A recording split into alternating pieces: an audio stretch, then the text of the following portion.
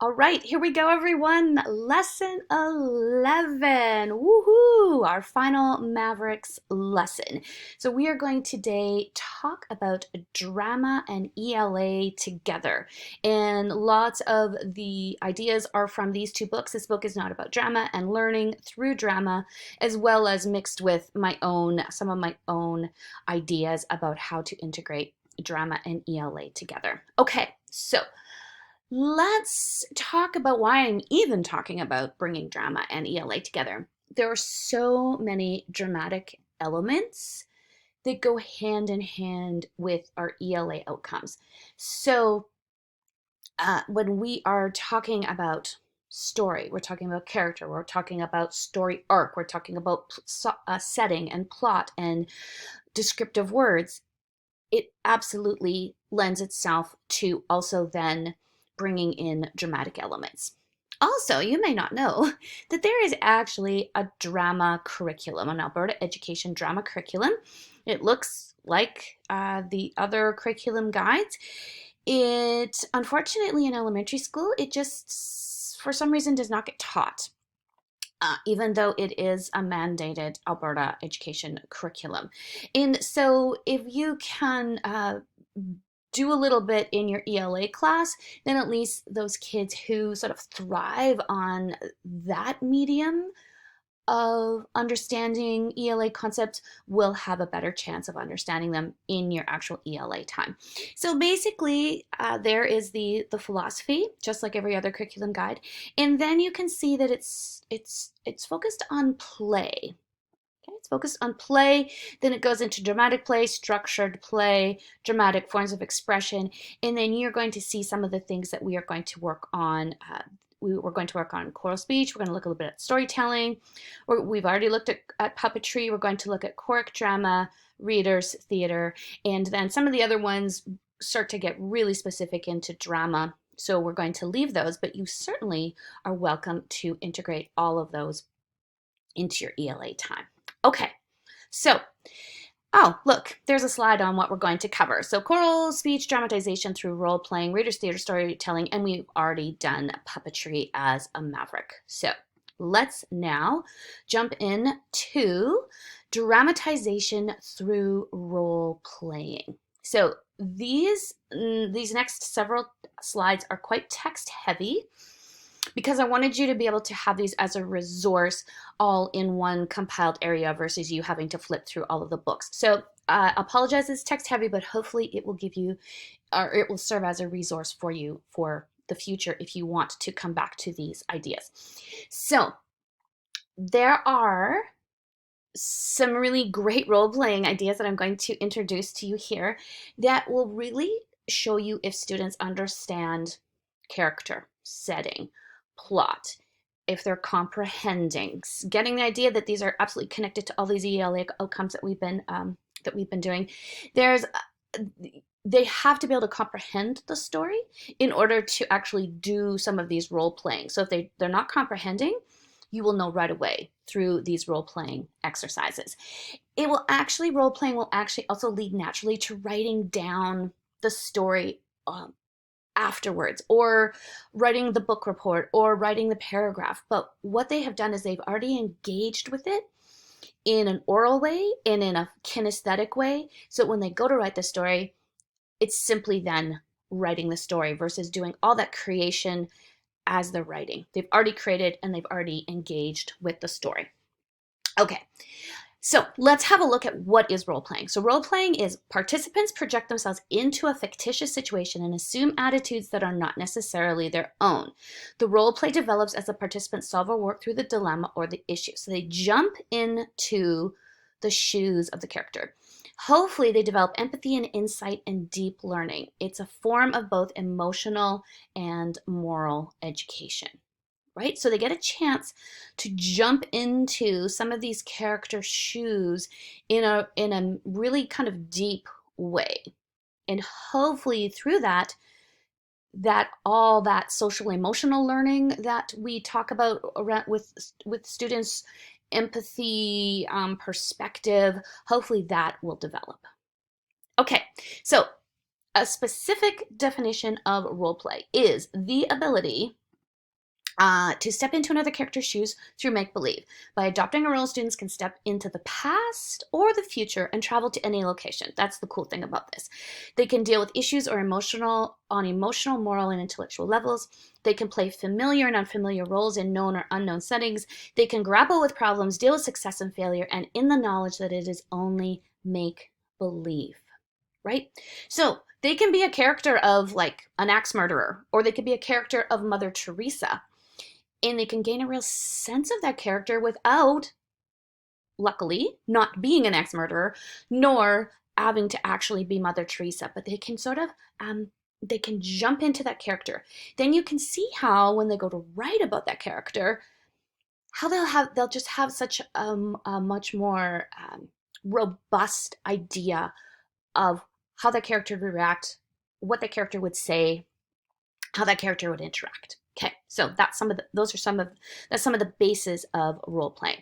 So role playing allows students to, I'm going to go through this pretty quickly, to spend time in the shoes of others and conversely find out more about themselves, to examine critically the problems and issues that arise in texts, and to seek and rehearse solutions.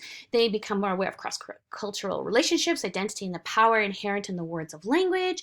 They find personal voice and learn to listen attentively to each other. They write in and out of role about the people, events, and reflective meanings that accrue through drama.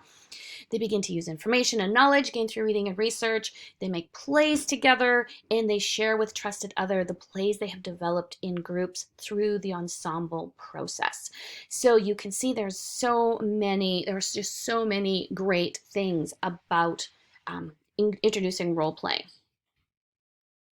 Okay, so role play and imagination. Vygotsky keeps coming back into your life. Imaginative play. Vygotsky notes that students can go beyond their own limits when they imagine. So through play and pretending, which are essential forms of drama, students access modes of behavior and ways of speaking that they don't use in their everyday lives. So they start to be able to put that imagination into action, which for us then, when we go to have them write or read in ELA, they have already had that sense of creating that character or that storyline in their own imagination. So, the power of role play. Once students enter imaginatively into a dramatic situation or a role, they're often able to access other ways of talking. So putting oneself in somebody else's shoes can be transformative. It can enable someone to get closer to that person's thinking and way of looking at life, which is ultimately what we want to do, right? We want to challenge these kids to look at different perspectives. And the second point, when participating in role-playing, students need to be clear when the make-believe begins and ends so that even though they become immersed in their roles, they know that the situation is not real.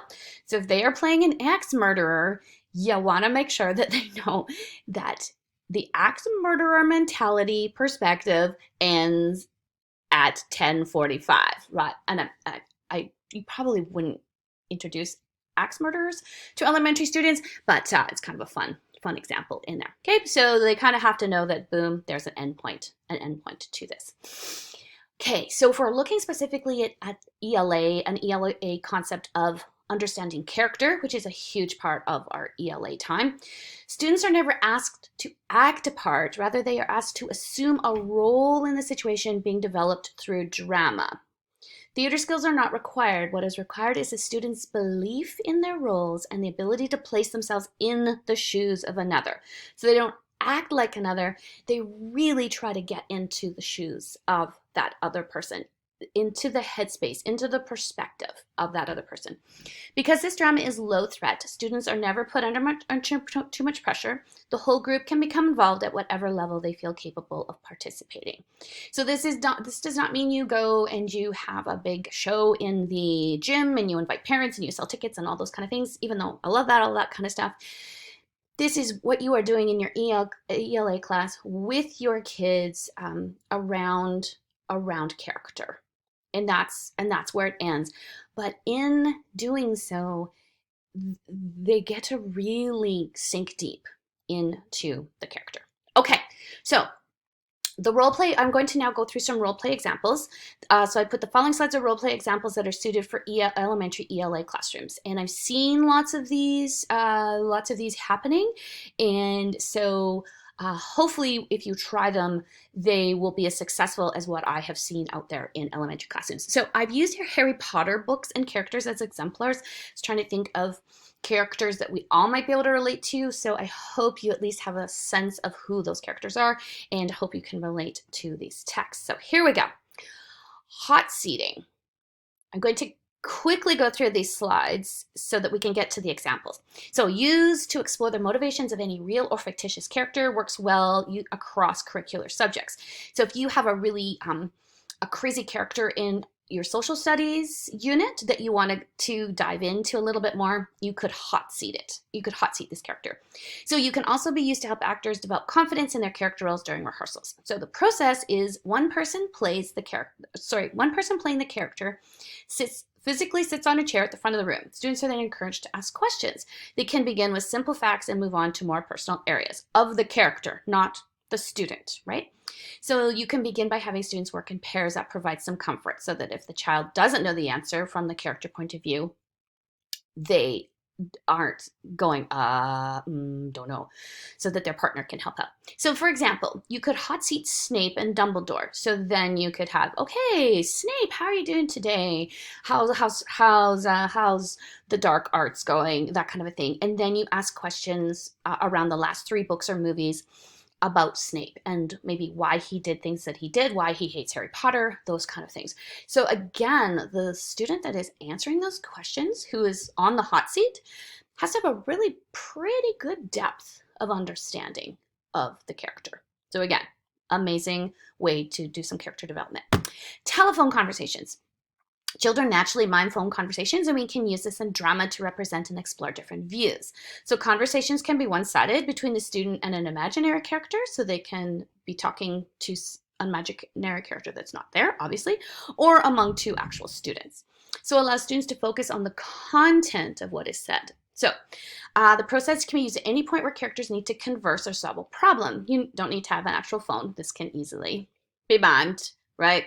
Got the cell phone going. So for example, in pairs, again, you could have Snape and Dumbledore, and you actually set them back to back physically, and then they chat about Harry Potter's classwork. So Dumbledore, Harry, he's not doing very well in my class. Oh, he's doing so well in my class. He's such a model student, blah, blah, blah. And so again, they have to really understand the character, and you really figure out if they've comprehended the story or not through telephone conversations. Empty chair. Now this is when you actually create a character. So you're going to create a character. So you arrange the class in a circle with one empty chair, so a physical empty chair. Then you go around the circle and each learner supplies one piece of information about the character. So she's 12 years old, she has 2 sisters. Then they really have to listen to each other so they're not contradicting anything that someone else has said.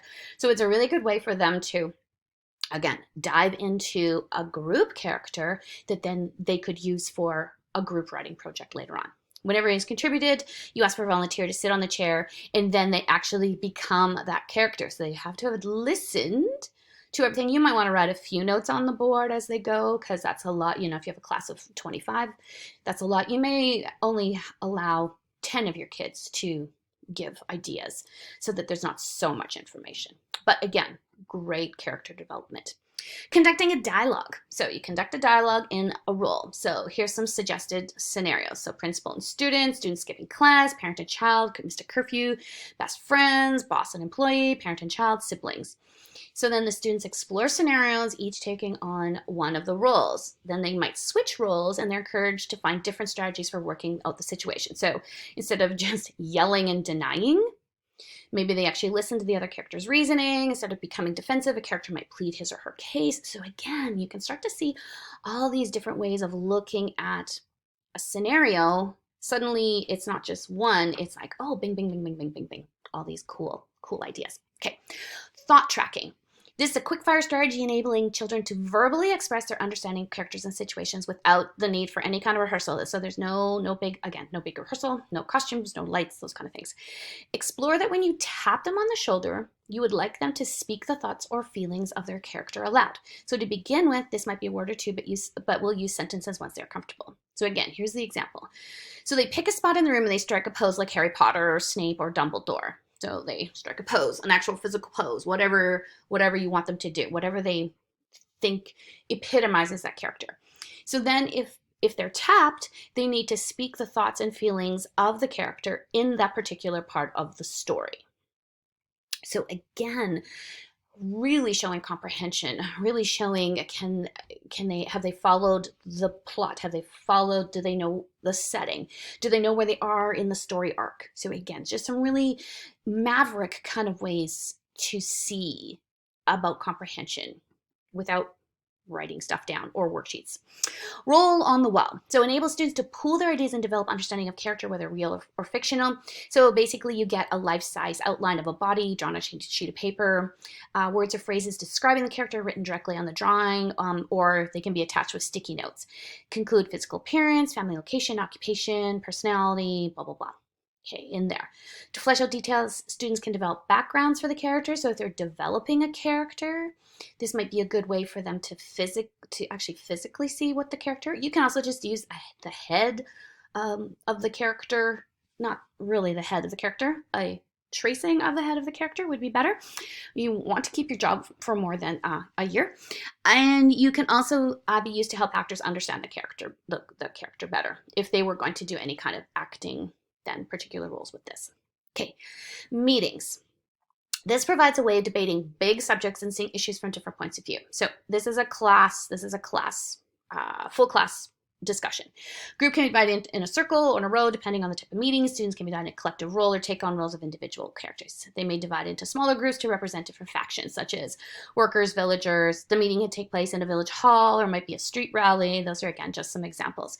So if we keep tight to our Harry Potter example, in a circle, we're going to debate the following question. Was it a good idea for Harry Potter to fly a car with muggles around? Why or why not? So then you might have somebody take the character of Harry, of Ron, of Hermione, of Snape, Dumbledore, students at Hogwarts, muggles.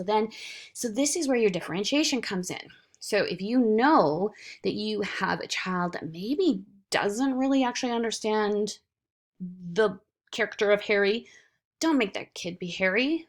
Have that student be a student at Hogwarts so that they can be together with other kids. And then as they grow, then maybe when you do this at the end of the unit, when you really feel like that child actually has a pretty good understanding, then you put them in the role of Harry. So again, these kind of maverick strategies naturally differentiate for you. Okay, and rumors. This is one of my favorite because everybody likes to be a part of a good rumor. I'm just going to make sure I didn't mean to miss anything. Okay, so rumors enable us to take story and expand it sideways. So students guess. So they guess about the character's motives and in the process summarize their progress and generate new ideas. So it provides a refreshing alternative to teacher-led discussion versus you going, why do you think he did this?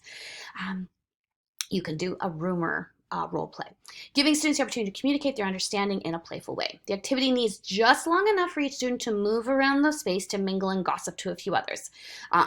This might not be the best thing to do during COVID time, but hopefully you will not be teaching in COVID time forever. Okay. When students change partners, they can pass on their rumors or ones they have heard previously, which they may choose to modify or exaggerate, which is the fun of rumors. So for example, kids could walk around the room as a specific Harry Potter character and say, oh, did you hear that Harry's parents were killed by Dumbledore? And then hopefully another partner will say, no, that's not true. They were killed by he who shall not be named. Oh, no, that's not what I heard. I heard it was Dumbledore. And so then you can start all those rumors. And then when you come back together, you can discuss, okay, what were the rumors? Do those rumors have any truth to them? Where in the book does it say that Harry's parents were killed by Dumbledore? Oh, it's not there. Oh, there's no proof.